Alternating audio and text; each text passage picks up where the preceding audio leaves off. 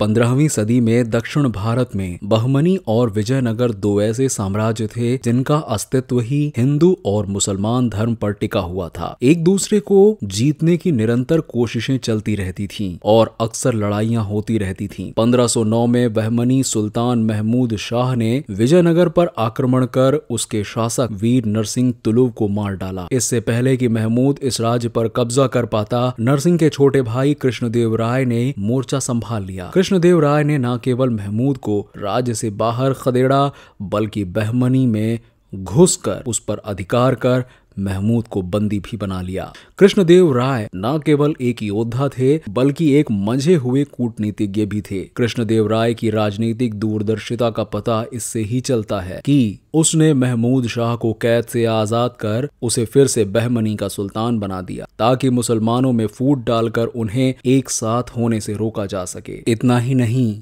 कृष्णदेव राय ने बीजापुर पर आक्रमण कर उसे जीत लिया और महमूद शाह के बेटे को उसका शासक बना दिया। इस तरह उसने महमूद शाह को अपना गुलाम बनाकर मुस्लिम राज्यों की शक्ति को काफी कमजोर कर दिया। उसने समस्त दक्षिण भारत के राजाओं को हराया। वो युद्ध में कभी पराजित नहीं हुआ और इस तरह उसने दक्षिण भारत में एक विशाल हिंदू राज्य की स्थापना कर डाली। कृष्णदेव राय का शासनकाल विजयनगर का सर्वश्रेष्ठ काल सिद्ध हुआ। उसके समय में ललित कला साहित्य की अद्भुत प्रगति हुई। वो विद्वानों को संरक्षण देता था। उसके समय में विजयनगर शांति, शक्ति और समृद्धि के चरम पर पहुंच चुका था। बाबर ने अपनी आत्मकथा में कृष्णदेव राय को भारत का सर्वाधिक शक्तिशाली शासक बताया था।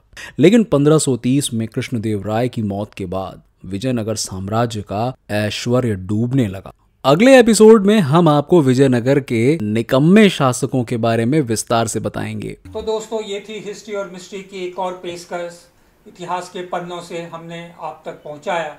तो इस तरह से हम आपको इतिहास के पन्ने पलटते जाएंगे और उसमें जो भी रुचिकारक चीज़ें रहेंगी हम आपको परोसते रहेंगे। आप हमारे चैनल को सब्सक्राइब जरूर कीजिए। नीचे लाल बटन है, उस पर दबाकर सब्सक्राइब कीजिए और लाइक कीजिए, शेयर कीजिए और ये बातें लोगों तक पहुंचाइए। तो फिर अगले मिलेंगे इतिहास की एक और कहानी को लेकर।